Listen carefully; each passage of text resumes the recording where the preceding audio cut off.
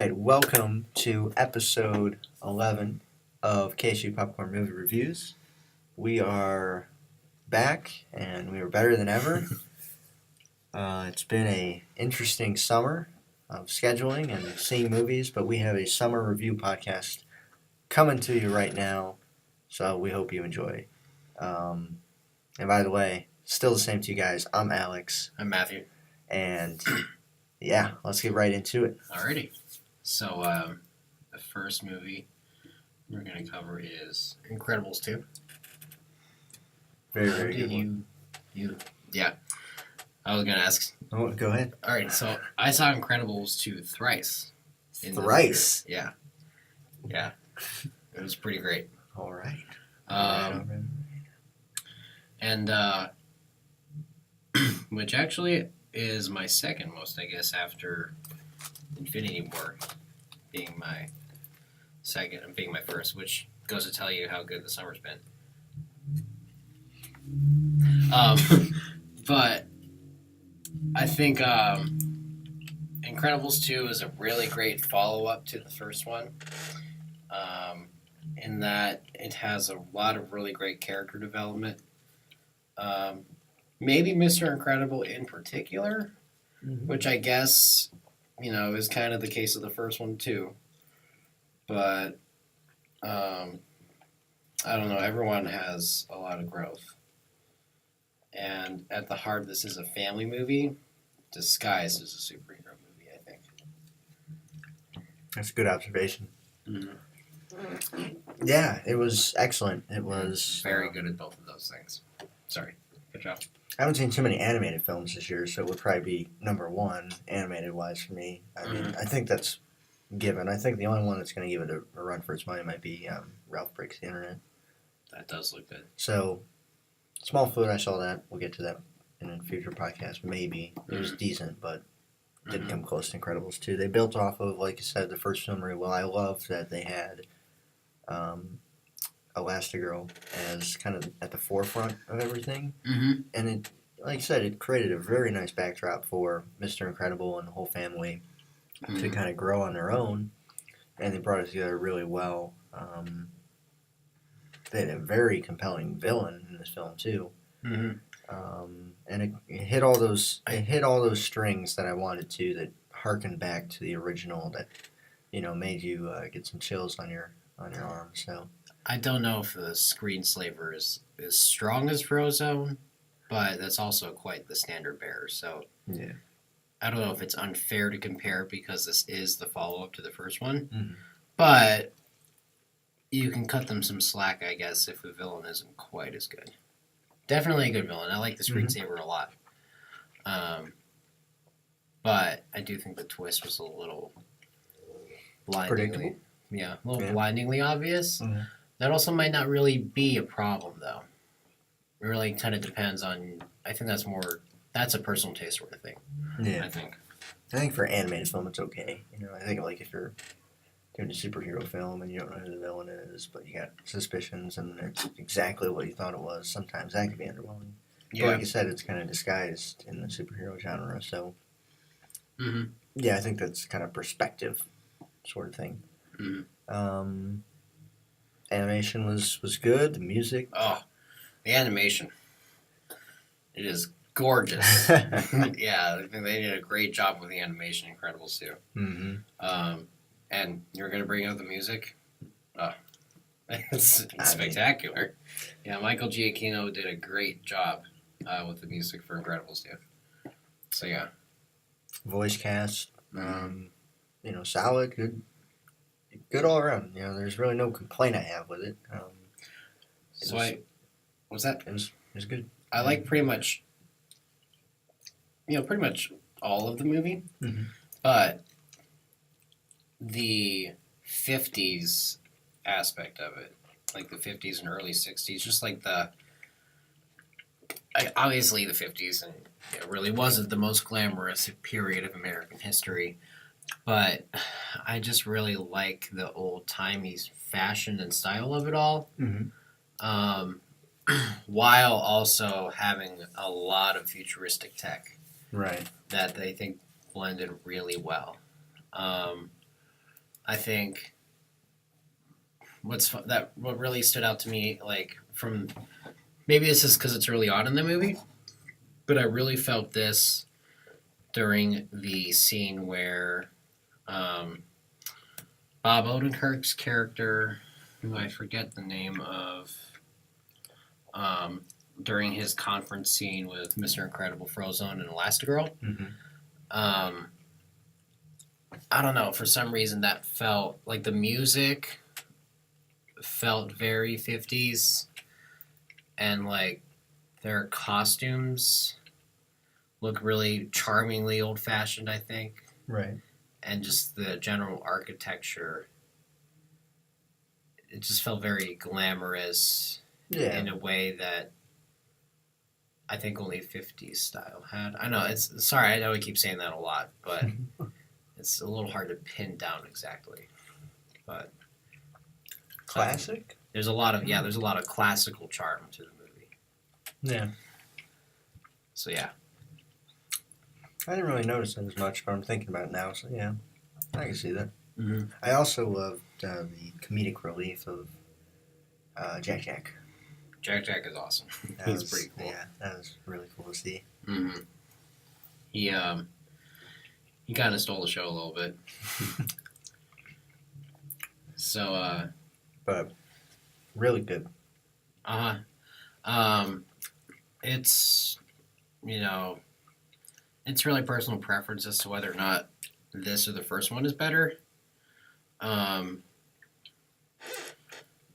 I think if I were to really choose between the two, maybe this one, because I think there's more world building. Mm-hmm. Which is funny because you think it's our world, but it's really it is 50s with superheroes. It's pretty different, and I like seeing a lot more regular life, I guess. The first one was mostly on that island. Yeah. So yeah, this might get the edge, along with the improved, really great animation and superhero antics, because they get really creative with the powers. So they do. Yeah. Really great chase scenes in this one that have good animation in them. The ending scene has great animation. Void is really cool. The way they use her powers, awesome. I actually have a friend who complained about how in Infinity War, Wong and Doctor Strange didn't really use their portal powers very effectively in combat. Mm-hmm. And then, they kind of do, but not as much as I feel like they, as they probably could. Maybe they just need to use them more. Yeah. But then in Incredibles 2, Void has the same kind of power, and she uses out the wazoo to great effect. Yeah. And I told him, I was like, it feels like they were just listening to you when they were coming up with that stuff. Yes. Yeah. That is a great comparison. Wow. Mm-hmm. Nice. So, overall, scale 1 to 10. Oh, it's an easy 9. Easy 9. Maybe 10. Yeah. You know, like a 9 point something, like a 9.2. Yeah. It's up there as one of the best movies I've seen this year. Certainly best animated, again. Yeah. It's definitely hard to rank it amongst Pixar movies. I'd say it's better than the original, too. I'd agree with that. Just slightly. Yeah. I think that in terms of Pixar rankings, I think Coco and WALL-E still kind of have the edge on it for me, kind of because of those movies' emotional weight, and I love WALL-E's sci-fi setting. Yeah. I've never seen Coco. I still see Oh, that. you got to see Coco, man. It's really good. I always like Monsters, Inc. from Pixar, too, so I put that up there. That's pretty good. Now, it's hard to really... But I love WALL-E. It's a great movie. Mm. I remember watching that in 7th grade. I think I can say WALL-E's at least one of the best animated movies ever made. Yeah. I think most people would acknowledge it as a fact. Yeah, WALL-E's pretty great. Great sound effects, Ben Burt. Oh, yeah. Give him a shout out. Yeah. Star Wars legend. Yep. Alrighty. Well, do you want to move on to movie number 2 then? Mm-hmm. And that was Jurassic World, Fallen Kingdom.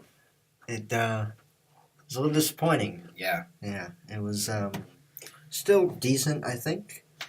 I think it was a fun watch, at least. It kind of was a lesser fun version of what The Last Jedi is to The Force Awakens. And that, like, Yeah. it just kind of continues the plot and doesn't really introduce a whole lot of new things. Although the ending leaves a lot of direction for them to go. Mm-hmm. And you can see what that direction is pretty clearly. Mm-hmm. But yeah, it was not as good as the predecessor. Well, to be honest, I think my overall, main negative, if I were to use one word to describe this movie negatively, I think it would be directionless. Because I feel like it just doesn't really go anywhere. I mean, I know that a lot happens and a lot of things change in their world, but it just feels like set up for a better movie.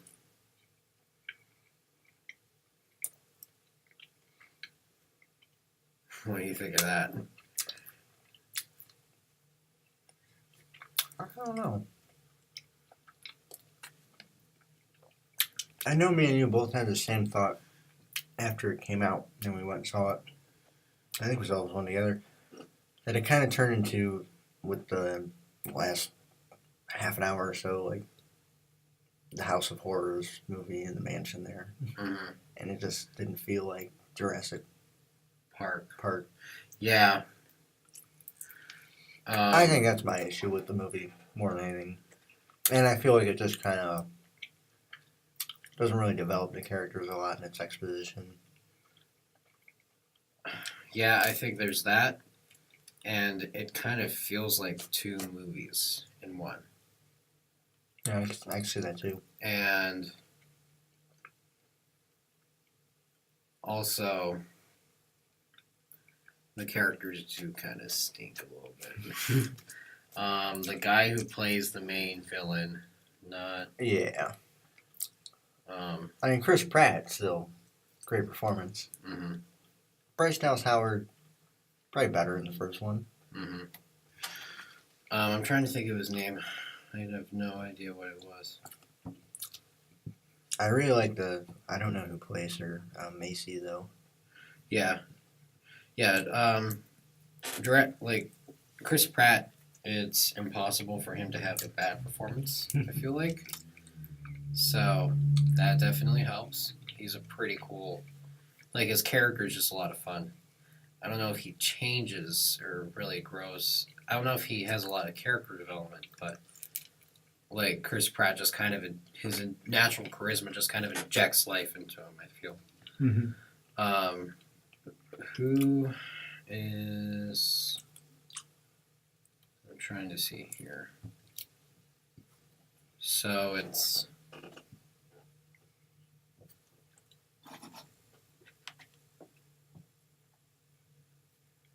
Justice Smith? Is that him? No, that's the tech guy.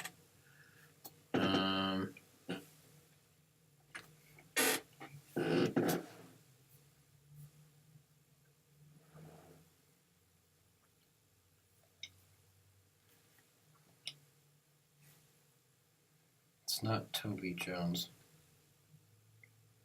The guy who kills Lockwood. Yeah, I know what you're talking about. Oh, it's Rafe Spall. So, what else was he in? I know he's familiar. Apparently he's in Black Mirror.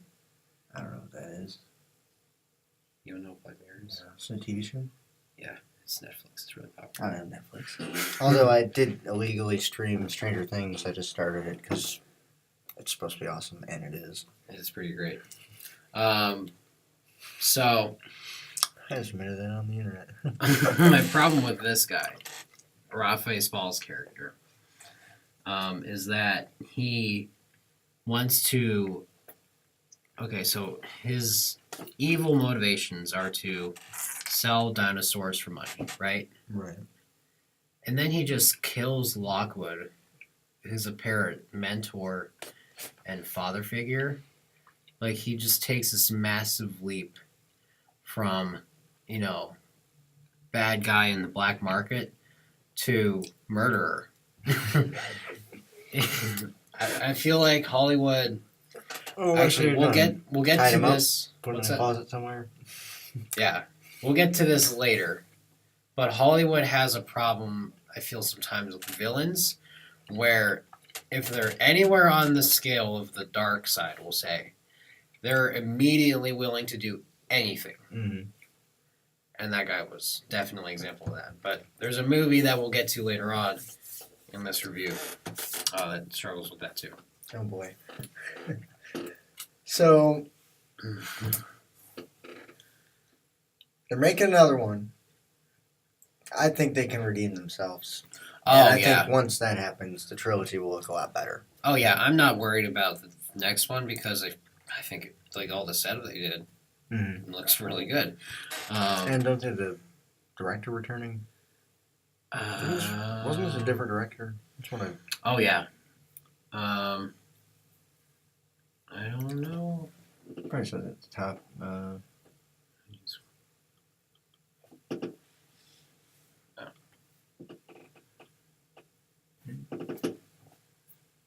sorry. Okay. Yeah.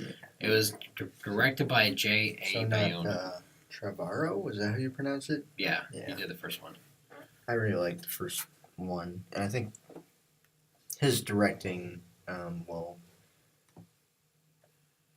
return to form. Yeah. Well, the directing will return to form since he's back in that position. Yeah. So overall, how did you? I guess I didn't really say a lot of positive things about this one.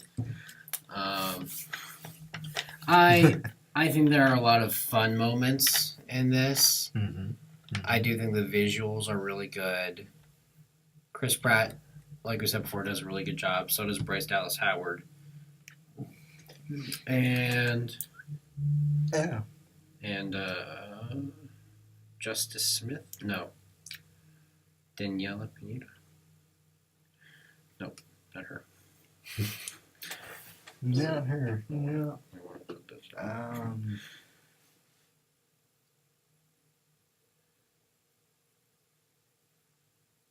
It's probably not even listed. I don't know. How?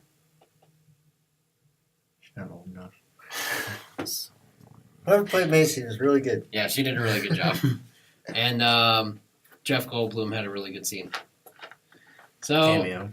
overall, out of 10, what do you give this one? Probably like a 7. Oh, that's a little. Well, no. That's more than I would give. 6. I'll give it a 6.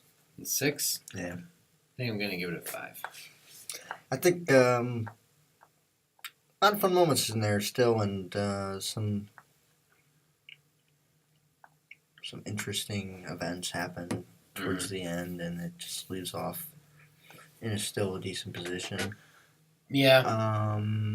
The music was okay. I mean, when they bring back John Williams' theme, it's awesome. I just wish they would have him score the whole movie. But, Michael Giacchino did this one too. I'm guessing it's not really his best, but maybe he was busy with Incredibles too. I just wish John Williams wasn't busy. He could just score everything. He could. Yeah. I wish he would have scored every Harry Potter film. Even though I still like all those.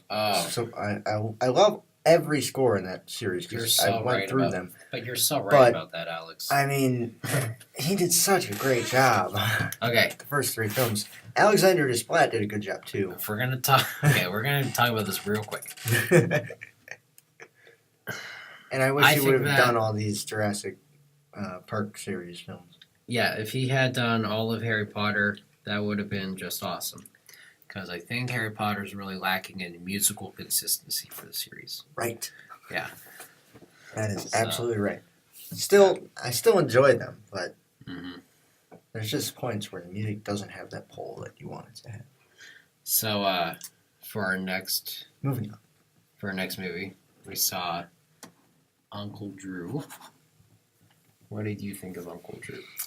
You know, I think there's two ways of going into this. I think if you're a basketball fan, then you love this movie. But I think if you're just looking at it from a cinematic standpoint, it's just average. I'm kind of both. I'm a huge movie fan and I'm a huge sports fan, and I think it it has some problems. I really think it spends a lot of time to get going, and it doesn't have a ton of great character development where you're like rooting for these guys. And I could tell you this: 5 minutes in the movie, I knew who was going to take the last shot of whatever big game they ended up playing in, and I was absolutely right about it.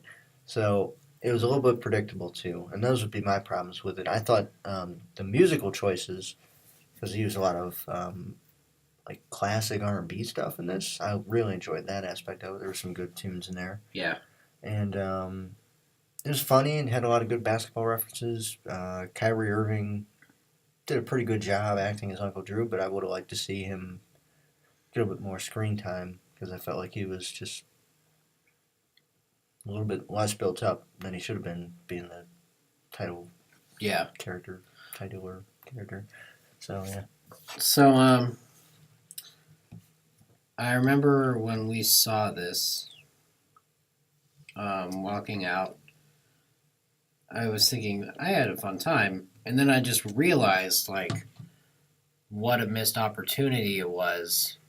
So like this movie is almost like a sequel of itself, in that it sets up all this story for the characters aside from the main guy. Right.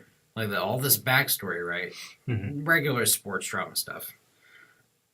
And Now, you only are told about it. Right. You're just told about all of it through the characters talking to each other. All this history. And then I was like, well, why didn't they show it?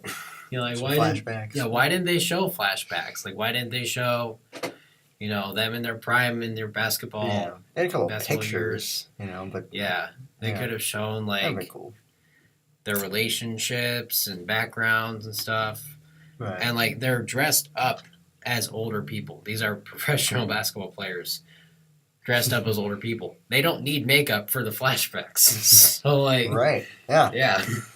That would have been pretty cool. I will say this though, it is based off of Uncle Drew in the Pepsi commercials, so we do have that's true. visuals to his backstory. But none of these characters, other than I think Reggie Miller's character, the blind guy, is actually in the commercials. They didn't have Kevin Love, who played a character in the commercials, which would have been great. That would have been cool. You know, reunite with Kyrie Irving. And that's also another thing I thought about when I saw this film, just getting into the sports side of it. I saw this a few days before July. So it was really nice to see Kyrie Irving, who didn't want to be here, on the big screen a few days before LeBron decided he didn't want to be here anymore. Do you think maybe the reason Kevin Love wasn't in the movie is because there was some bad blood between the two? I don't think there's bad blood between those two, though. No? That's the thing, because you know they haven't really said any bad things about each other.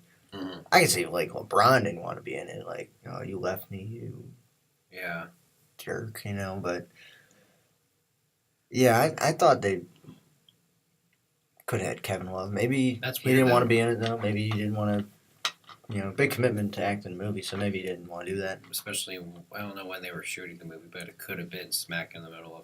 Well, no, Kyrie Irving's still playing. I think it was probably, like, last summer or something. Oh, yeah, I did read about that. Because they said he was on the set of the film shooting when he got traded. So, wow. Yeah, they could have had Kevin Love in this because it didn't come out yet when they would have started. Maybe he just didn't want to be in it then, I guess. Yeah. That's an interesting thing, too. Yeah, that's an interesting thing to find out. They said he was, like, content with it or something. Like, he had a smile on his face or because he didn't want to be here, obviously. But story for another day. But it made me a little sad watching this movie. and then the events that transpired. Best of October on in LA though. So it's been a while since I've seen the movie. Yeah. But what I remember most is Shaq. Yeah. Being Shaq, pretty much. Shaq. He's a lot of fun. There's a little graphic scene of him in the hospital with the gown. That was a little odd. A little too much. But, yeah. So overall, I like the movie, but I guess it was just kind of too light, maybe. There just wasn't a lot of depth. Yeah. And I feel like I'm also not much of a sports guy, but I feel like even that doesn't really have much to do. That doesn't have much to do with it. It's just. I mean, you can like it either way. Probably. Yeah. I think, regardless. I think it just could have used a deeper story. Yeah. I think they could have developed what they had, actually. I think there was some potential there that they didn't really take advantage of. Yeah. Still, I think it doesn't leave you unsatisfied with what they did with it. It just leaves you. Well, you also might not be expecting, Maybe not expecting it to. What's funny is I was thinking of my rating for this just now. Mm-hmm. Do you want to get to the rating, or is there anything else you want to say? I don't think so. So, I realize it's going to be the same as Jurassic World, but I like this one more. Wow, I do not. Than Jurassic World? No. Anytime you give me Chris Pratt and dinosaurs eating stuff, I'll take that over probably a average sports or action movie. So yeah. Well, I don't know. I just don't. Maybe it's because I don't feel disappointed by it. I would probably get Jurassic World: Fallen Kingdom out of the library. Like I'd rent it out. But you wouldn't see it and watch it again. I get Uncle that. Drew, I'd probably only watch like if it happened to be on TV or something. That is a fair point. Uncle Drew is pretty. It doesn't have a lot of rewatch value. Yeah. It's just really. It is. That's a good point. I don't know. Maybe it's because I don't really have feelings for the movie. Maybe that's what it is. Yeah, it's not a series, it's not a sequel like the first two ones that we did. Yeah. Maybe that's it. But so you'd give it the same or a 5? Is that what it was? Yeah. I'd probably give it a 5.5. There you go. So it's a little bit less than. What was I gonna say? Now, I don't think it needs to be a series. I just think it needs to be more engaging. So, for our next movie, we've got Ant-Man and the Wasp. Yes. Is this your favorite on the list? On this list, yes. Not. Well, yeah. I think your favorite is far down though. What, Black Klansman? Yeah. No, I'd probably actually say that's second. Oh, really? This is Ant-Man was my second favorite movie. Somewhere behind. Well, probably not. Because I forgot about Incredibles 2. Gosh. Okay, I'd probably put Incredibles 2 ahead of this one, and I'd probably put everything in this episode behind Mission Impossible Fallout. Yeah. But oh jeez, it's up there. I really loved Ant-Man and the Wasp. I think it's better than the first one. That's for sure. I think it's a good change of tone from the previous Marvel installment that was Infinity War, which is great, but it's also dark and tragic. It's heavy. Heavy. Yeah. It's a good word for it. I guess. High stakes. This one, I mean, there's a shocking end credit scene that is also awesome. But yeah, I actually think that was my favorite part of the movie. I definitely like Ant-Man and the Wasp, but like that end credit scene was pretty good. So I like Ant-Man and the Wasp a lot. It was a lot of fun, that's for sure. Oh, yeah. I like the costume design a lot, and the humor. Yeah. And Paul Rudd is always charming. I think having a comedian for a superhero is a really good move. Yeah. For the MCU, and he does a really good job. I think after him, Michael Douglas probably does. He's awesome. Yeah. He's really great as Hank Pym. the movie is kind of like a redemption story for him almost. And there's a lot of redeeming that needs to be done for Mr. Pym. So yeah, Evangeline Lilly was good, but I don't think this is my favorite performance at first. Right. I think she's a little too. I don't know. She's just not very. Is charismatic the word? She can be a bit of a wet blanket. Okay. I think I agree with that observation on the performances. Mm-hmm. But yeah, Paul Rudd, great. A lot of fun. Excellent humor throughout. I loved when he was short. That was pretty good. And at school, and that was funny. And No, to be fair to the Evangeline aunt Lilly, playing the drum set. she did crack a lot of jokes. That was awesome. Yeah. Oh, man. That was pretty good. It was the cops. It was a good Asian Jim is in this movie. That was great. He's listed on Wikipedia as an antagonist of the movie. Mm-hmm.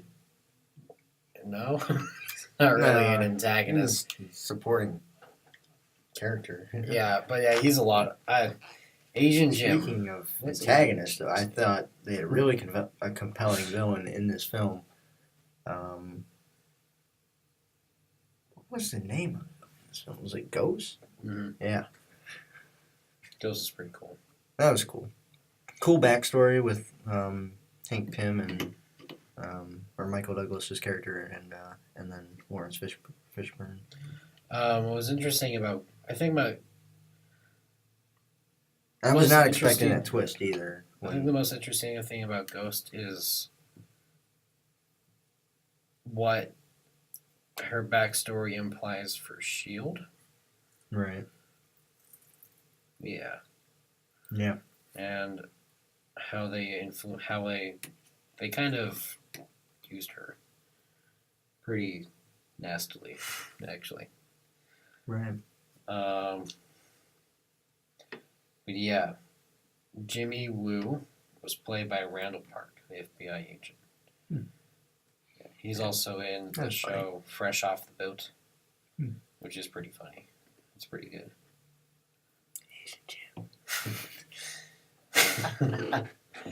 Okay, so the movie is good, but that scene in the office might be as good as the entire film.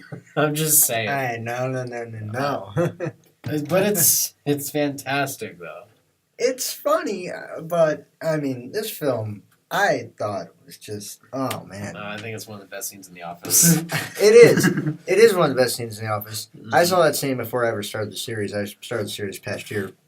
I kept waiting for the scene to happen. It happens in season 9. I had to wait forever. Yeah. I was like, when are we going to get to this scene? Especially once Michael Scott left. Mm-hmm. It got a little bit. Things kind of drag a little bit. But they redeemed themselves. Season 9 was pretty good. And yeah, Asian Jim, great moment in that show. Mm-hmm. So that's where I remember him from. And I think I said that during the movie. I was like, Matt, it's Asian Jim. What's up with all these Office characters making movies? You got Dwight in The Meg. You got John Krasinski in A Quiet Place. The Meg. I didn't see The Meg. Okay. If you don't mind. If you want to include a small tidbit about it, if you don't mind if we can do that a little after this real quick, then. So when Steve Carell is in like 3 movies here this fall. He's in a really good one coming up. I watched a trailer for it. I don't remember the name. I think I know what you're talking about. It looks really good. Yeah. So what do you think of Michelle Pfeiffer in this movie? Playing his wife. Oh yeah. I mean, she didn't have a lot of screen time, but it was pretty decent. I was just wondering because I liked the conclusion of the film, so I liked her character coming back. I thought, yeah. I think she did a really good job. It was good. And then his hype man, the hype man. Yeah. Oh, you're talking about what's his name? Michael Pena. His Luis. Luis, yeah. Yeah, he's awesome. Always good to see my boy Luis. I love his story scene a lot. That was pretty great. All of his story scenes. Yeah. Oh yeah. So really good. Really. I love this film. I'm gonna buy this film probably. I think the creativity, the visual creativity, was pretty great. What they do with the size and quantum realm and stuff, I like that a lot. I think that there was I don't know. I think there was a lot of like one of the strengths of Incredibles 2. I think this one shares is just getting creative with powers and using it visually, Right. To maximum effect. Because I think they do a really good job with, especially with the car chase scenes. Yeah. My biggest critique for the movie, though, is that I don't really care for Walton Goggins' character. He feels kind of forced, and he does a good job, but I don't like him. I just don't feel like he's very necessary to the movie. Yeah, I think I've seen him in a few movies. I know he was in Tomb Raider, and I didn't really like him in that. And No. I don't think he was very great in this movie either. So is it because he plays seedy characters, or you just don't like him as an actor? I think I just don't like him as an actor. Something about his face, you know. I'm being honest. Something about his face. He just doesn't look like a villain. He just looks like a extra. Yeah. So he looks like he'd be like a banker or something. Maybe a mean banker. I think more like a bumbling banker, like he wouldn't know what he's doing or something. He tries so hard though. That's what I think. Pretty hard on Walton here. But Walton, if you ever watch this, keep pursuing your dreams because you're making millions of dollars. So I think he's going to. I hope you're having the time of your life, as an actor. But I don't like your movies. So with that, well, I don't like your roles in movies because I love this movie. So what do you want to give Ant-Man and the Wasp? Ant-Man and the Wasp for me gets like 8.5. 8.5? Yeah. I'm probably giving it an 8. Why do your ratings keep they're just ever so slightly higher than mine? Real quick, I did like the dynamic between Hank and Hope a lot. I thought that was really good. It was good in the first film too. Yeah. So real quick, since you haven't seen the Meg, I just want to say, what were your thoughts more specifically on the mid-credit scene? Was it end of credits? I don't remember. Oh, the Infinity War scene? Yeah. It was great. Okay. It was my favorite scene in the movie. Yeah, I know that, but I mean, yeah. Good, I thought it was spectacular. Good surprising twist there.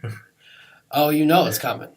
I had no idea. I was not prepared for that. Oh, really? Oh, I think even if you know it's coming, it's gonna be good. It's just great, though. I think it was even better that I didn't know it was coming. Oh, yeah. It was awesome. Okay. So, the Meg. Yes. Oh, boy. Wow. All right, so we're talking about Rainn Wilson. He is the best character in the movie. Mm-hmm. And, of course, he dies halfway through. Of course.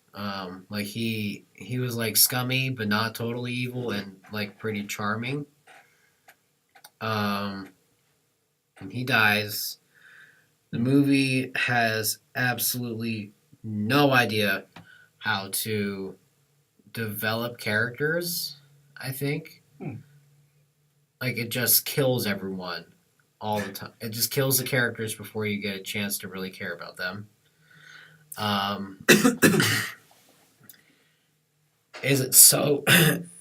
I'm wondering if it falls. I'm a big fan of B movies. B movies that aren't so good. Yeah. And really don't have, I guess you would say, professional production quality. I like watching certain B movies that are so good they're bad. So bad they're good. And I don't know exactly if the Meg falls on that scale. But during the end, Jason Statham's character. I'm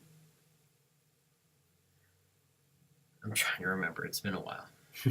But he kills the shark. By the way, there are 2 giant sharks in this movie. They killed one. And then... What happened? So they killed one. The baby? That was probably the baby, yes. Mm-hmm. And then all of a sudden, the bigger one, just consumes a guy who's posing for a picture in front of the shark and goes back in the water and like tips the boat over. And it's just it was so frustrating because like movie was that visually pleasing? It sounds like that's not how it would go in real life. Like if it came out of the water, it probably knocked the boat over before it got to the dude posing for the picture. I'm trying to remember how it went. I think the shark like slid onto the boat and then flipped it over and then went back in the water. This is a huge shark. The movie for the horror elements where it tries to be scary. Like Jaws? Yeah. Definitely like Jaws. Is this movie better than Jaws, Matt? That's No chance. No. I was gonna make a joke out of it, but can't be joking about this one. But there are scenes where it tries to be scary, but it's like they just don't understand how emotions work, I guess. They don't understand how fear works. They don't understand how getting sympathetic to the characters work. So it is a fun watch, that's for sure. But I don't think I'm gonna watch this. It sounds pretty bad. it's rough. So many characters die. It's like Game of Thrones level of I don't watch that either. a lot of people dying. A lot of people dying. A lot of people would get that reference. Yeah. So anyway, I'm gonna give the Meg Two. 2. Oh, I was right. But it was a lot of fun. I didn't even have to see it to know it. Yeah. It was a lot of fun. Yeah. Yeah, I don't think I'll skip that one. So yeah. After that tangent, Let's go on another one. The Equalizer 2. This movie's terrible. There you Oh go. my god. Yeah, Equalizer 2 stunk. So you remember how I mentioned scales of evil and how Hollywood tends to confuse it for once you're evil, you are just Hitler bad? Yeah. This movie has that problem. And which character? The main villain, played by Oberyn Martell, also from Game of Thrones. He's not actually played by Oberyn Martell. Oberyn Martell's a character. Isn't he the one that seems like he's a good guy for a little bit? No, he's not. In Game of Thrones? No, in this movie. Yeah, he's the main bad guy. I don't really remember a lot about Pedro Pascal. specific. So, real quick, I will say, I think he did a good job, but his character was terrible. Right. So what's frustrating is now that I think about it, they could have made a really compelling character out of him. If they hadn't made him just willing to kill every single person on Earth. But there's a scene where there's this... Okay, so the scene where this was really evident to me was, how there's that giant storm and they're driving into it for the big finale and everything. And they stop the car, and there's a cop who's like, it's really dangerous out there. You really shouldn't, drive further into the storm. And he just shoots him in the face. He just shoots the cop in the face. When, why? Yeah, just to make him seem more scary, I guess. But there is no point. Right. What are they going to do if you're driving into a hurricane? They don't care. They're not gonna care. They just think you're stupid. Yeah. Like that's it. That's it. Right. Yeah. Like there's no negative effect. You know, also, I remember Andrew Brown, who we saw this movie with. Shout out to Andrew Brown. Yeah. He was like, "Why did they drive into the storm? Why didn't they just wait and let them die in the storm or whatever? You know? Yeah. And then if not, find them later." Yeah. Yeah. Why do they have to go when there's a giant hurricane? And it gives them a huge disadvantage. I remember because Andrew was like, "It's like his hometown. He knows everything about it. Yeah. They've never been there. Like, And this guy, whoever Denzel Washington plays, what's his name again? I gotta find it. Robert McCall. mm-hmm. Okay. So Robert McCall, Mm-hmm. like he has this incredible reputation for just being so efficient at killing, right? Like he is very good at taking life. And you're gonna follow him into a hurricane in his hometown. Yeah. Yeah. I like those odds. That seems really smart. And And the main guy positioned himself on a tower. with the wind whipping so and the fog and the mist. Oh man. It's so dumb. Oh, and lo and behold, he slaughters them. Like he wastes them. Now it's entertaining when he does this. Though. Oh, That's, yeah, it's- it's still good to watch that. Like they're so fun. dumb it's funny. Like remember when he harpoons the guy? Like it's just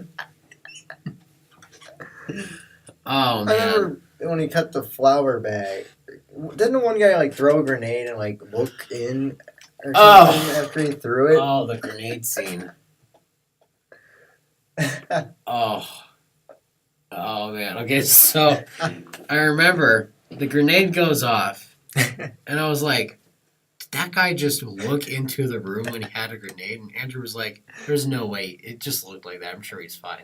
And then a couple seconds later, you see him on the ground with his his stomach burst open. You know, he's dead in an instant. I'm like, what an idiot. Like, it's just... They probably just didn't have enough creative ways for him to kill them, so they're like, let's just have one of them kill themselves on accident. It'll be funny. Pretty much. Oh, man. That was just so dumb. So, the main character, Robert McCall, he's supposed to be, along with also being, like, the most efficient killer on Earth. He's supposed to be, like, this really sage, wise guy who has lots of practical advice for how to live your life, and he's very emotionally in tune and stuff like that. Right. How can you be so efficient at, like, how can you be such an efficient killer Right. and at the same time apparently be like this almost Christ-like isn't the word, but like he lives aside from being good at special ops and stuff. He lives his life in a very simple, commendable way, and he offers like all kinds of wise advice to people. Tries to help people. Yeah, I think he was just, weren't they all like trained to do the killing? And, Yeah. like he felt trapped in their system, like he that's true. couldn't tell on them, or I don't think he's a monster. yeah. Well, actually, I don't know. He definitely does kill a lot of people. Remember that scene where, so he picked up the girl Yeah. Right. who had been abused by those guys. Mm-hmm. I think she was raped. Probably. And then he goes back up and he kills every single one of them except for one which he gravely wounds Yeah. and leaves him scarred for life. Wow. Okay, so they're horrible people. That there's no debating that. But he kills them without a second thought. And he could have easily just incapacitated them and called the cops.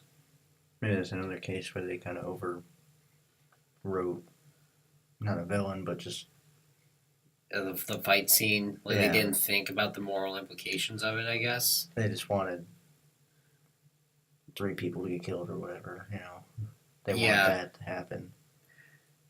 It just feels so careless. The writing. You know, like. I don't know. Try to make it as gory as possible, I guess. Yeah, But I just don't think. you It's can't realistic. do that. You Yeah. can't do that. He's supposed to be the good guy. Yeah. You know, take a note out of Batman's book.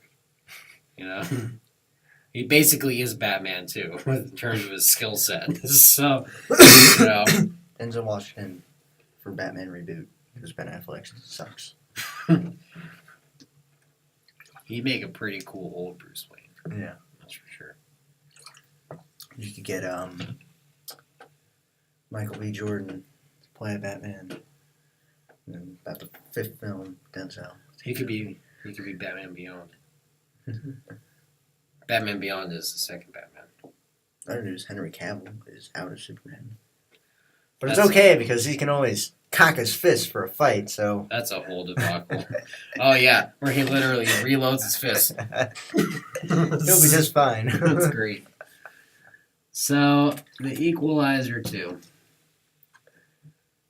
And 3 maybe. Are you gonna go lower?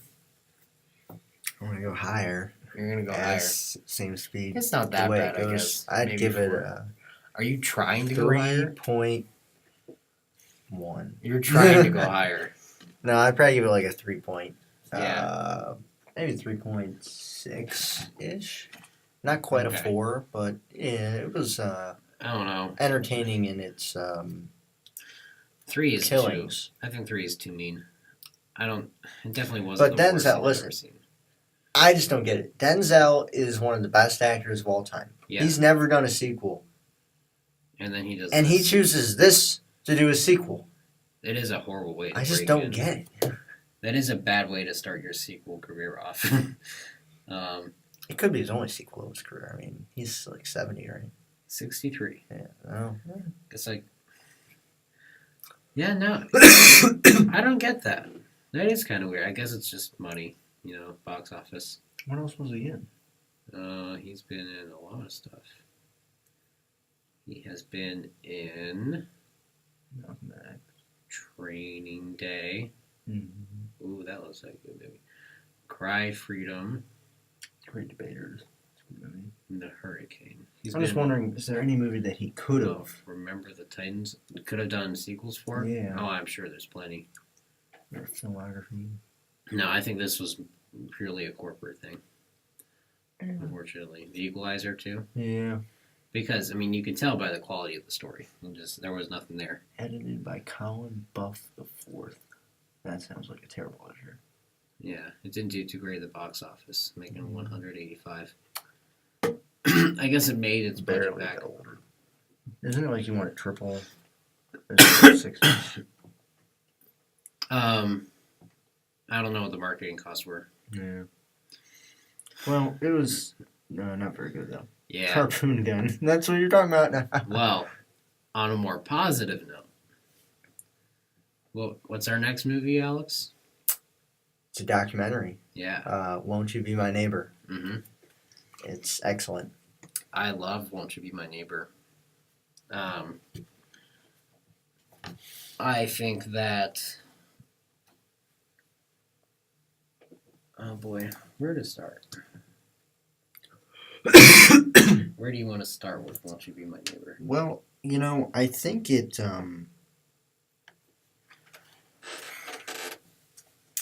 it is a really good examining into his life and how sometimes people who seem fine based on their demeanor. A lot of comedians, I think, struggle with this too. Like, you think of Robin Williams or David Letterman. Mm-hmm. Actually, Robin Williams, rest in peace. But they have internal struggles, and Mm-hmm. I think Mr. Rogers had a lot more than people would have thought, or I thought, before I saw this. Because he really wanted to make a difference, but he never believed he was. or enough of a difference. Mm. And he also had to deal with a lot of scrutiny Mm-hmm. for just being trying to be a role model. And I think that's unfortunate that people are like that. Mm-hmm. And I think also his drive to keep going though is inspiring to me. Mm-hmm. That's what I took away from the film. I think the best thing you can take away from this documentary is inspiration. I guess if you want to look at it a little pessimistically, it is a bummer that Mr. Rogers, I don't know, when people think of like pop culture beacons of hope, he's kind of at the top of their list. Right. And that's only one person, I guess. Mm.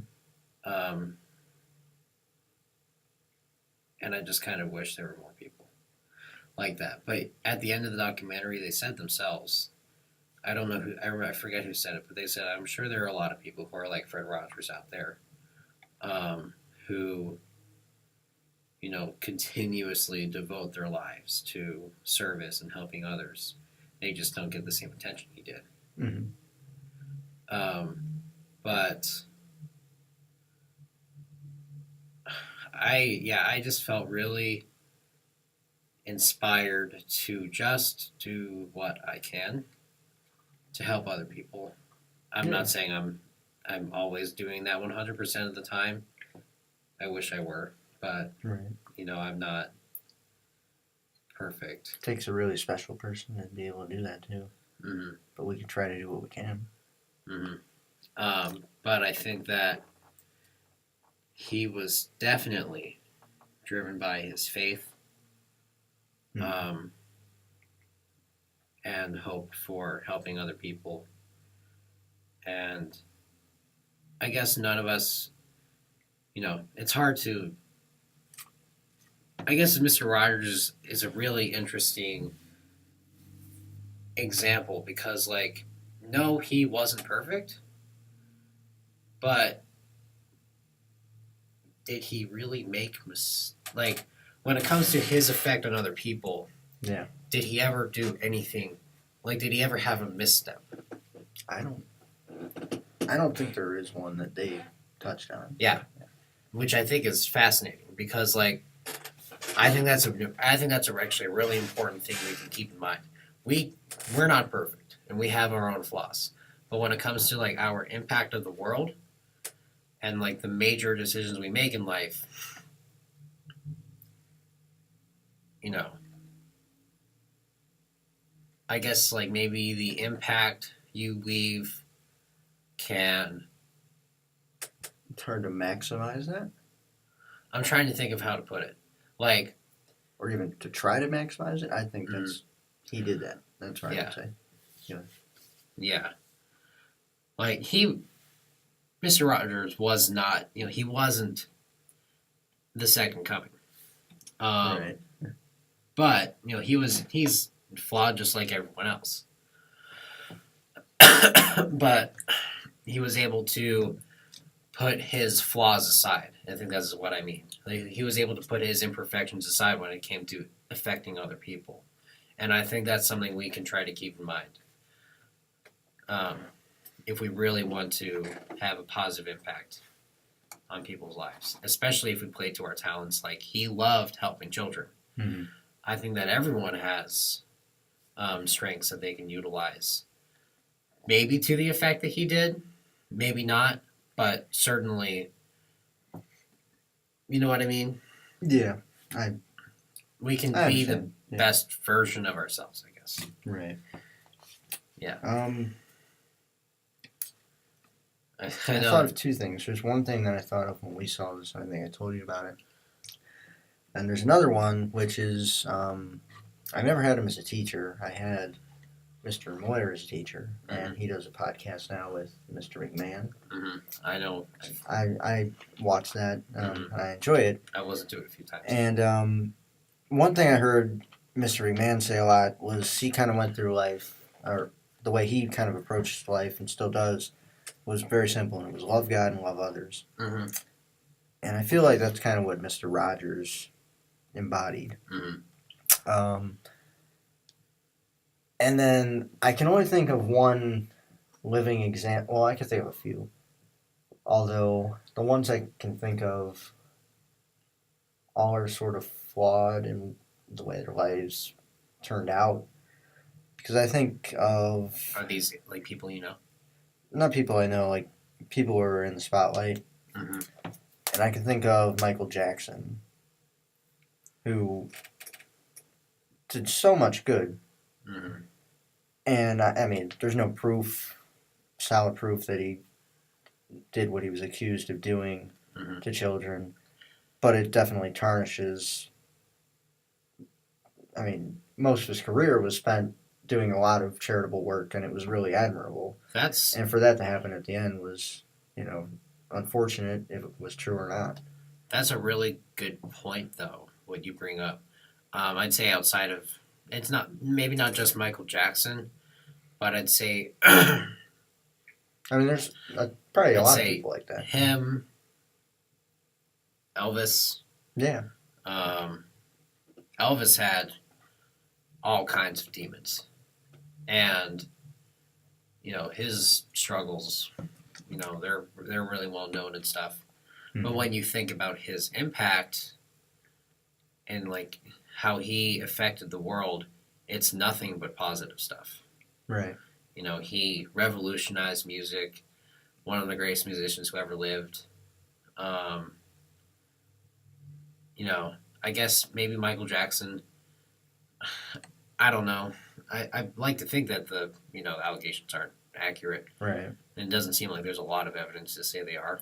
Yeah, that's what I always said. But yeah, he also, he did a great thing for the music industry too. I mean, but it's amazing though because people will believe anything because, I remember I didn't really start listening to Michael Jackson until like high school, and then I found out like about the court cases against him, and then he died, in 2009 he died, and then I did research on a lot of this stuff because I wanted to find out as much as I could about his life and career as well as his music, and it never seemed like it all stacked up to me. And then I kind of read through, and there was a lot of postings of tabloid articles about him that came out that 99% of the time aren't true. And I remember I've met a lot of people who are older who absolutely hate Michael Jackson.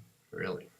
And I'm like, what do you hate about him? And they hate that. And they bring up those headlines, and I'm like, you do realize that's probably not true, a lot of those things, based on where you're getting your info. So it's just unfortunate because people don't understand that. They just they want to read a headline. They don't read the article, or they don't fact check its background or things like that. And it's really relevant now. So this is an interesting thing. The term separate the art from the artist. Can you do that? Assuming they're true. Right. Can you do that for Michael Jackson when his music is so good and so revolutionary? Is it? I guess maybe it depends on their on the contributions they make to art. If there's a really, really great, someone really special who adds so much value to art in whatever way. Can you and should you separate any scandals or allegations they have? Should you still listen to him? That sort of thing. I think you should. I don't think there's an issue as to whether or not you should. Just whether or not you can, if it bothers you, if it should, I guess. I think if it would have been proved that he did this, and he did this in 1985, when he's at his prime of his career, to me that lessens music, and it comes off as either false or those lyrics might mean something different to me then. Mm-hmm. But if it is true, it happened well after the prime of his career. Like, he barely had any releases after the allegation. So, to me, it doesn't tarnish anything. And I don't believe it to be true either. Yeah. There is an artist who I did like a few songs, Borns. Yeah. And I know, briefly, a girl. I've never met her. I just talked online, but I believe her 100%. Who says that, and like multiple people have come out now that he like groomed them into doing sort of despicable things with them or with him. And I remember I had like 8 songs in his library, and as soon as that came out, and they told me like, and I know knowing this happened in the last few years when his music just came out, deleted his stuff right out of my library. Like, absolutely not. Because it happened during this time. Like, if he had a great career and great music and great lyrics and everything and stood for good stuff, and then at the end of his career or even after his career he did something wrong, I'd probably still listen to his music, but I wouldn't, condone anything he did. I wouldn't glorify him at all. But yeah, and this is just like the last couple of weeks I found out all this. So, and again, I don't know her. I've just talked with her a little bit online because she likes 21 Pilots, and I'm a big fan of them, and I just like talking with people about music. But really unfortunate to hear. But this is kind of something I thought about related to this. And then real quick, I was also going to add, I can think of one person though. I don't know, another famous person, Russell Wilson. I mentioned this to you. Oh, yeah. Who plays for the Seattle Seahawks, and he's a professional football player, and he's, has a lot of endorsements. He's a very busy guy. And being a football player, you practice all week. And the Seahawks have one off day. And a lot of players just relax or spend time with, family or, party or whatever they want to do. And it's every Tuesday. And what he does every Tuesday is he goes and visits patients at Seattle Children's Hospital. That's what he chooses to do. He does all he can to do that. It's almost his only day off, and that's what he chooses to do. And to me, that just kind of relates to, like, I would love to do something like that. I obviously can't devote my whole life to it. I don't think I'd be able to be in the spotlight like Mr. Rogers. But doing your little part, to me, he does that. And he, of course, he's a professional athlete, so it's going to get attention. But I think he's the type of person who would have done it if he was just a normal guy. So I really kind of thought of him. Yeah, relating to the documentary, I guess we're not talking too much. We haven't talked too much about the actual documentary. It's well made, It's got a lot of, really notable people in his life who do interviews. But I think the impact you're supposed to feel is really what it's about. Yeah. I think, real quick, it showcases things he did in his show. Was it Andy the Puppet? Was that his name? Yeah. That was a really cool thing to dive into because it kind of was a way for him to get rid of his demons. And they talked about how he loved to use time and silence, and he thought it was his 2 big friends of him when he was doing shows. Like, he would draw things out, which a lot of people wouldn't like, but they said it worked. And I think it's just because of the type of show he's putting on. He understood how to convey a message really well, which is what made him so good at doing this and being so known for it. But other than that, great documentary. That is really good. That's a really good point. But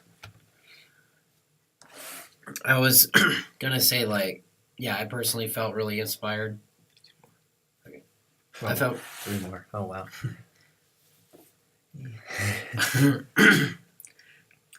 Sorry, I got something in my throat. Because What's that? Christopher Robin and finale will be quick. So, yeah. So, out of, I don't know, I don't really feel like rating Won't You Be My Neighbor. I would just give it a 10, but... Great documentary. Could be the documentary of the year, because I don't really watch a lot of them. But it sounds like it's going to be up there. I don't know, it's just so based on how it makes you feel. Yeah. That, I don't really want to rate it. I think that's Like- why we wanted to see it, because it's about a great person, and we wanted to see more about his life. I think it was a necessary documentary. Yeah, essential. Well, I know I keep talking about it, but like I bet a lot of people probably feel intimidated to live like Mr. Rogers because he was so awesome at being just loving and compassionate constantly that oh man, like how could I do that? But if you see the more flawed side of him, that would make him more relatable. Also, Tom Hanks is doing a movie. I forget the title of it, I don't know. but I saw a picture of Tom Hanks in the role. Uh-huh. I didn't know it was Tom Hanks for a second. Like Uh-huh. I actually didn't know it was Tom Hanks Yeah. until I saw that there's a movie with Tom Hanks playing Sounds like it's gonna be good. Mr. Rogers. I thought it was Mr. Rogers. Yeah. So yeah, that's a good sign. It reminds me of Lincoln and Daniel Day-Lewis, and they said like they actually thought it was Abraham Lincoln at first. Really. Yeah. I mean, I'm sure if like you created like an old timey photograph, it would be pretty wholesome one. So yeah, should be good. I was wondering if you knew about that. So, Oh, I'm excited. Yeah. Yeah. So But- for our next one, yeah, great documentary. Next one, I have not seen this. Christopher Robin. I'll just go into it real quickly. I guess it's pretty good. Mm-hmm. Ewan. A1 McGregor, Ewan. Obi-Wan himself. Yeah, Obi-Wan Kenobi is great in this movie. And it also had a good voice cast for the Winnie the Pooh characters, and Tigger and Piglet and all those. Mm-hmm. It was it makes you feel like a kid. It's a little bit formulaic in like a Disney plot. Sort of deal, but it's a good family film. It's heartwarming. It's funny at times. So I would recommend seeing it sometime, getting out of the library or just on TV, checking it out or something like that. Mm-hmm. Pretty decent, I would say. I'd give it probably like a 7 out of 10. Conclusion's a little bit off. Music, is not notable or anything, but it's still. It's not terrible. There's nothing So my reaction really flawed. to this is Uh-huh. definitely going to be different from your reaction to the Meg. And that I definitely think it's at least worth checking out. He Yeah. he gives a really good performance, McGregor, and I mean it's not really like a deep plot. It doesn't explore some things much as I'd like it to. So it has some flaws, I guess, but it's not like something that ruins the film where I thought this is terrible. I don't want to stay for the whole thing. I don't want to see this movie again. I'd see it again. Yeah. I'd probably watch it if I had a family. I went and saw it with my family. That was fun. So it was a good family Nice. film. Yeah, I like it. That's about all I got. So for our second to last one, Yep. if you've been watching or listening the entire time, I commend you for sticking around this long. 73 minutes. Oh my goodness. Oh, Okay. you better have stayed. Do you think anybody will ever hear this The whole thing? right now? We could just say anything. I have no They probably idea. would never hear it. Um, We have loyal fans, probably. do we have any fans? Do we have any fans? I'd rather not think about it. I'm kidding. Like I said, though, when I started this, it's just an opportunity to sit down and have some pizza and talk about film, which we both love. Yeah. And we haven't done it as often as I would have liked to over the summer, but that's how summers go, work and stuff. It is a fun review. But I think the school year is going to be fun. I think we should try to get into a routine again if we can. And yeah. I'm looking forward to it, but it's still fun to talk about movies. Oh yeah. So Operation Finale, Mm-hmm. what'd you think? So it was definitely good, Mm-hmm. but I don't know if I like it as much as when I saw it as when I walked out of the theater. I think a big part of what made it so good, well, a big strength it has going for it is that at least I didn't know about. I didn't even know who Adolf Eichmann was. Call me. I might be ignorant. I didn't know either. No. Okay. Yeah. So yeah, I didn't even know who he was. I didn't know that he had this much influence on the Holocaust, and so I was pretty surprised to find out about that. And so yeah, there was a lot of history, like fascinating history that I had no idea about. And like, so I think that experiencing the history through the movie definitely was something in its favor for my viewing, at least.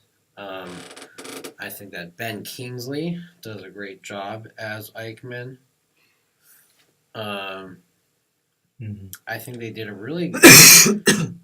So it was a little heart-wrenching when they humanized him and made him seem like not such a horrible monster and like a dummy. I was like, man, like this is so nice. Like that he's really not a bad guy. He's like really growing, developing a relationship with someone who was Jewish, who he was supposed to hate. And then I know what you're talking about, Matt. Yeah.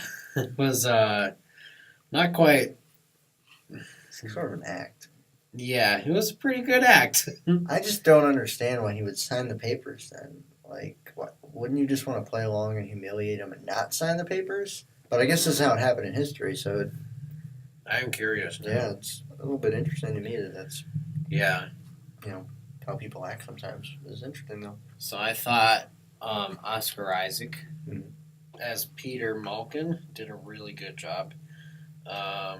His character development, I guess hopefully would be good because it is based on real life. But yeah, I thought he Oscar Isaac did a really good job, and he what was I gonna say? What's the word? Oh, it was also kind of cool to see a new Star Wars actor in a dramatic history movie, like someone else we might talk about later. But yeah, he did a really good job.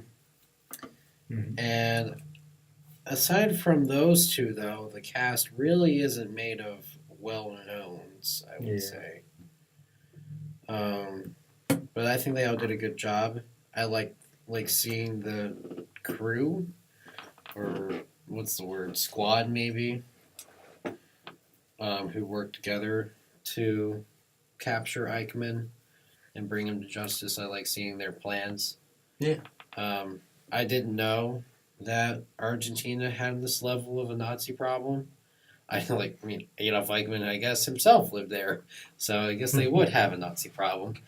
But that was interesting to learn about. So I think the movie could have used a little more emotional weight, but I did like it. I thought it was pretty good. It was surprising, and it was a cool way to learn about it. And I guess if you did know about it beforehand, then it's cool to see it on screen. Right. Okay. I thought this movie was a great drama. But I kind of followed along before I went and saw it, the trailers and the promotions for it.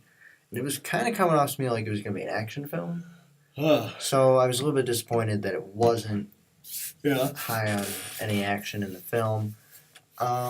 I do agree, though, that Isaac gave a good performance. Ben Kingsley had a really great performance. The, I guess the makeup team and such did a great job of making him look like him, and they really made the sets have a 1960s, 1950, 1960 feel to it.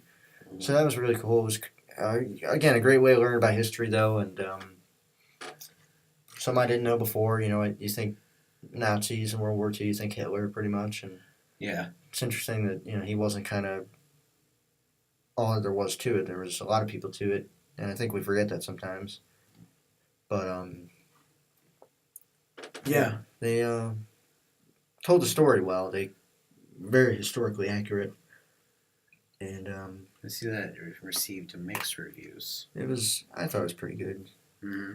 So what would you give it out of 10? I'd say 8. Oh, I'm gonna actually go lower than you. I'm gonna go 7. 7? Yeah, Maybe 7.5. it's the first one that Yeah. I'm lower than that. Well, it was definitely good. I guess maybe it didn't grab me as much as an 8 would, Mm-hmm. but it was definitely good. Yeah. But in terms of history movies, I do think that our next and final movie was better. You want to announce it? Black Klansman. Black Klansman. Oh, man. Black Klansman was really good. Black Klansman. Yeah. Are you ready to do this review, Matt? You ready to do this review? Yep. Oh, man, it was great. A lot of critics called it a return to form for Spike Lee, which I guess he hasn't had a lot of successful films lately, but I haven't seen a lot of his films. But I really enjoyed this one. I know it had some of the classic Spike Lee shots where they're moving kind of forward with the everything stationary behind him and that cool kind of focusing trick that he does. I learned about that in one of the classes. It's really cool. It was finally nice to see that because I've never seen a lot of his films. And I really liked the performances. I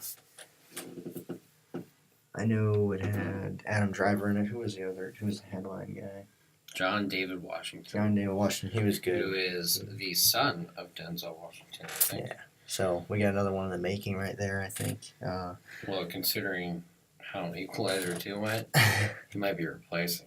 Hey, hold up. Hold the phone there. I know, I'm kidding. Maybe someday. I think he was great, though. I think, he has a bright future. I never heard of him, and he really fit the role well. They did a great job. I love the music choices in the film. I loved the comedy in the film. Yeah, the comedy was great. And it's funny to know this actually happened, that a African American actually was talking to the head of the Ku Klux Klan. It's really funny. That guy was pretty revolutionary. Not David Duke. That's not. Not David Duke. No. Yeah, no. And Topher Grace was great. Yeah, he did a really good job. job. Yeah. I do think in terms of bad people in history roles, I do think Ben Kingsley did a better job. But he also had a larger role. Yeah. So right. I guess you can't really compare the two too much. Mm-hmm. But yeah, Ron Stallworth was pretty cool. He did a really good job. Well, he's revolutionary, playing the first black detective in their town. I can't remember the name of the town. I think it's in South Carolina, right? No, Colorado Springs. Yeah, that's right. That's it. I'm guessing he'd probably be one of the first in the country. Mm-hmm. And then he was the first in there, yeah. First in the town. And then to go from starting your job. I don't know how long he was on the job before he got this case, but I'm assuming it was pretty quick. To go from that to all of a sudden infiltrating the KKK,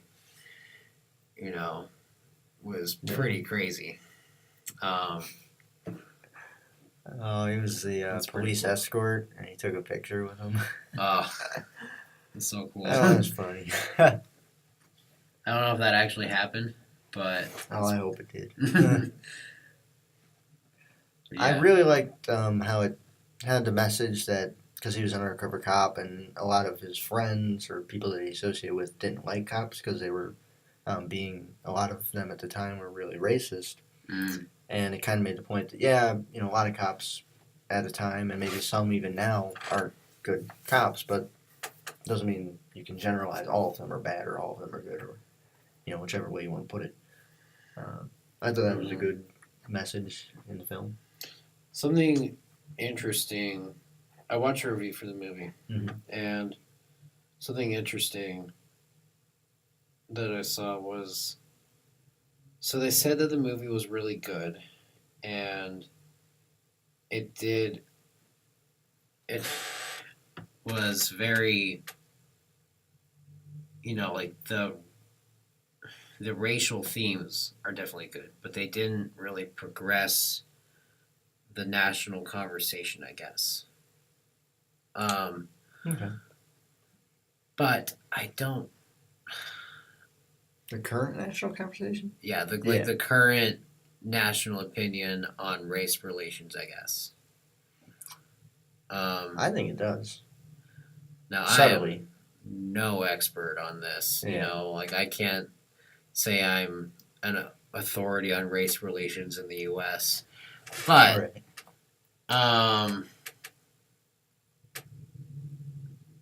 I don't know, because I guess another thing is the KKK members.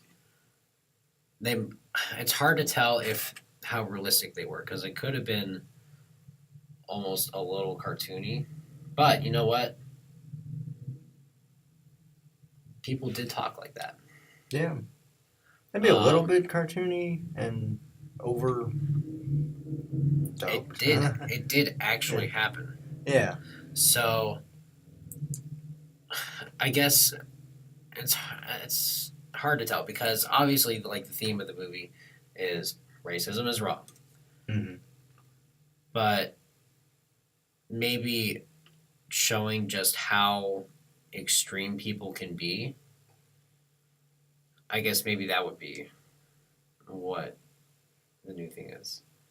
Yeah. I don't know. It's hard to tell. Like I guess maybe you can't really. It's not really a criticism of the movie. Yeah. Like it was. Yeah. I think it might at times been a little over the top, Mm-hmm. but for the most part, probably pretty accurate. I mean, people will do some crazy things or believe some crazy things if they are 100% in on it. Mm-hmm. So I don't know. yeah, It was really good. but I just never thought about it until I saw that review. Like, mhm. I mean, how much can you really add aside from just stopping racism? I mean, yeah, you can't probably add much to it, but I think you got to try because it's still No. going on. What I mean by Yeah. that is, like, how complex of an issue is it really? Like, how much is there really to unravel? Like, is this movie failing for talking about something obvious, when I feel like it's really not, Yeah. that complex of a problem? You just stop racism. So, I think though it's not complex on the surface, like common sense, but well, yeah. I think a lot of like family dynamics and being raised to believe a certain Yeah. thing play a role in that, and I think that's what makes it complex. Now but that's okay. So it's not something that's really explored a ton in the film. I think maybe a little bit, like the wife really devoting herself to doing that, and it seems like it's because of her husband. It doesn't seem like she truly believes that, at least the portrayal by the actress. Yep. It came off to me as she was doing it because her husband believed it. your point about family dynamics. Yeah. That's definitely really relevant. And that, I'd say, yeah, that's definitely something that it adds, because, racism is learned. Mm-hmm. Right. It's not instinctual. Yeah. Well, I'm not thinking about nature versus nurture. I guess there is an instinctual aspect of racism, but maybe just not being comfortable with something that's different. yeah. But I think disliking it is learned. Yeah, disliking it is learned. Being Yeah. uncomfortable might be instinctual, and it's not very difficult to really educate someone, that, Mm-hmm. they're no different. Right. So, yeah. That's really interesting because there is a nature part of it, but nurture is the real culprit here. I don't know. I know we keep getting like kind of philosophical in these, but you know what? Movies are meant to do that. You know, art is meant to do that. So, you know. Yeah. It's thought provoking, and it's needed Mm-hmm. because it shouldn't be a problem in 2018, but it is. Well, And yeah. that's really sad. Well, what's really depressing is that like. And the rhetoric of our president should not be acceptable, but it Oh. is. Oh yeah, but like, you know, So if you learn about the civil rights movement, right, and then you see that, then you see how things are today, it's pretty disheartening that like this movie. I don't want to say it shouldn't be as topical as it is, but I kind of feel like it shouldn't. You know, like we shouldn't need this movie as badly as we do. we should be past this. Yeah. And you might say we don't, but then at the end they show Charlottesville footage. Yeah. And it basically completely trumps any second thoughts you had that racism is not a problem. You know, I think as You know? long I don't think racism can be ended Mm-hmm. because of the family dynamics. I think it'll slowly fizzle out because people will one at a time think for themselves. But I just think it's going to be hard to, and it would take probably hundreds of years to get to a point where every family tree that believes in that, Mm-hmm. at some point somebody in that tree stops believing that. Mm-hmm. I think it's just too prevalent, and was too prevalent and still is, that is hard to eradicate. But I think, you know, we're trying to be open about it, we're trying to have discussions about it, and I think that's a good thing, and we have to continue to do that, and it'll keep it at bay Mm-hmm. and continue to improve on that. So Mm-hmm. Yeah. So yeah. So I guess we really could talk a lot about this one because we there's. could. I notice like with the quality of a movie, Mhm. unless it's a real stinker in which like you can see everything that went wrong, usually the better ones warrant more discussion. And this one definitely warrants a lot of discussion. Yeah, we could talk about it But for like 40 minutes. But we are running pretty we long. are an hour and a half in, which was my prediction, I think, earlier. Mm. It might take that long. I'm gonna say real quick, this is my favorite Adam Driver performance. Mhm. Kylo Ren's great. I think I agree. think he does a really good job as Kylo Yeah. Ren, but I don't think they've handled the character Mhm. as well as maybe Adam Driver deserves. Hey, we'll see in episode 9. Yeah. So yeah, I'll just say that real quick. But yeah, Yeah, everyone does a really good job. Adam Driver, Best Supporting Actor, Oscar 2019. I can see that. Could happen. Mhm. I think he was that good in this movie. Yeah. Maybe Washington, too. I mean, Best actor. yeah. I mean, Yeah. at least nominated. I think that could happen. Mm-hmm. Because they did He does an awesome really job. good performances. Really good chemistry between the two at times, too. That's right. They're dynamic. Yeah. It was great. It was really cool. It's really cool to see a buddy cop movie, Mhm. but it was real. Yeah. So like, yeah, And it felt so natural yeah. for those two actors, yeah. They had great All right. chemistry. That's going to be the end of the video. How many films did we do? Like 9? All right, we did. Oh man. 1, 2, 3, 4, 5, 6, 7, 8, 9. And we included a bit about the Meg. Yeah. So 10, So yeah, essentially. 9.5. Hopefully we get a Smallfoot one out there, possibly. Mm-hmm. If we don't, I saw it. I thought it was pretty good. I'd probably recommend going to see it.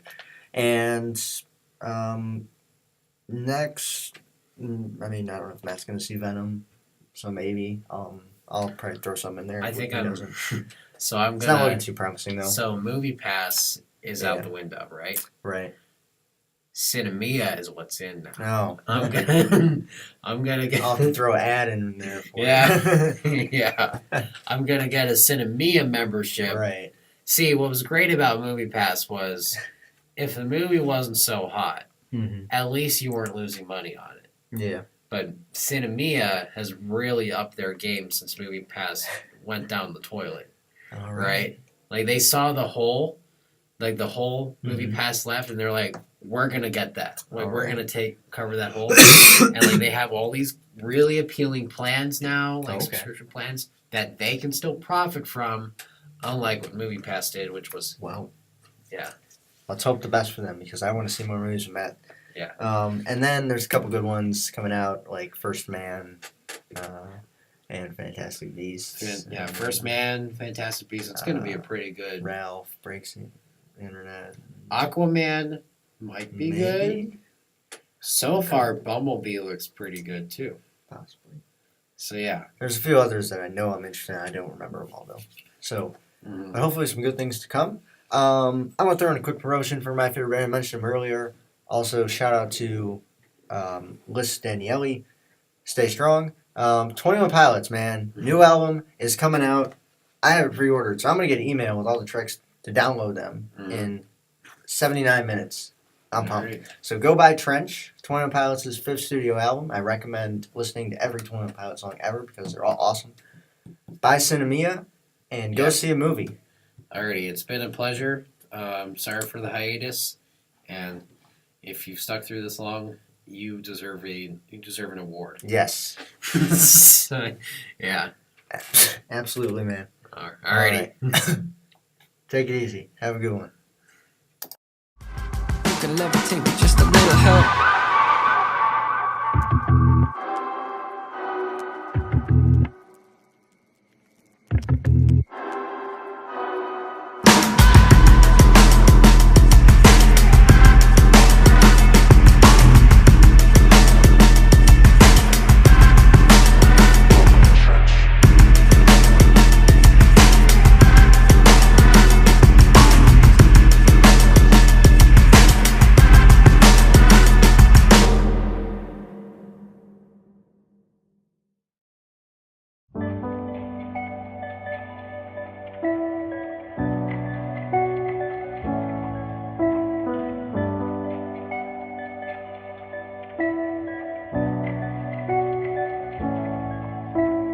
I could take the high road, but I know that I'm going low. I'm a bandito.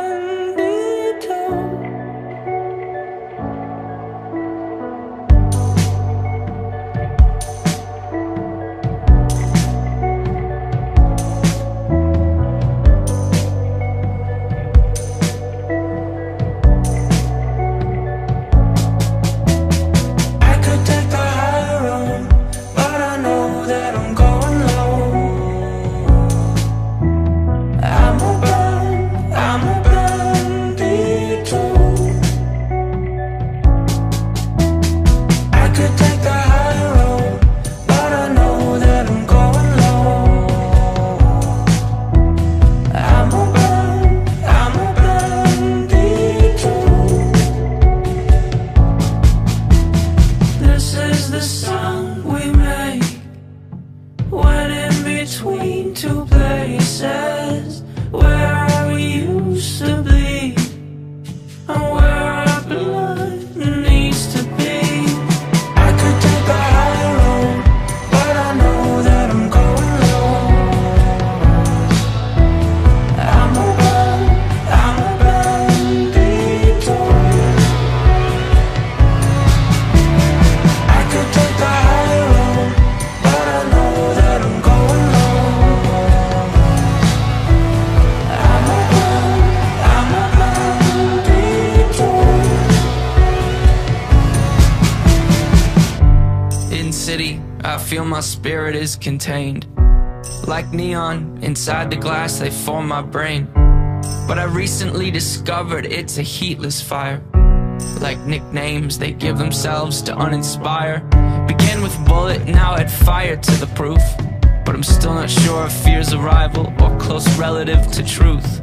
Either way, it helps to hear these words bounce off of you. The softest echo could be enough for me to make it through.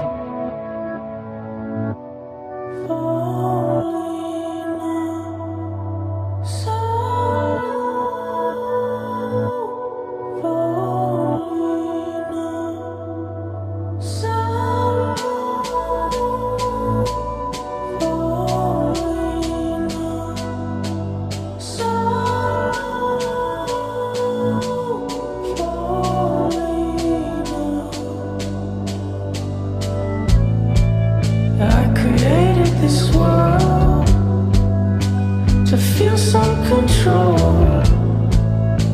Destroy it if I want. So I sing sorrow.